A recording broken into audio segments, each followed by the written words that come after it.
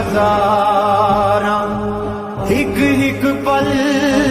एक साल दा गुजरे दस किवें उम्र गुजारा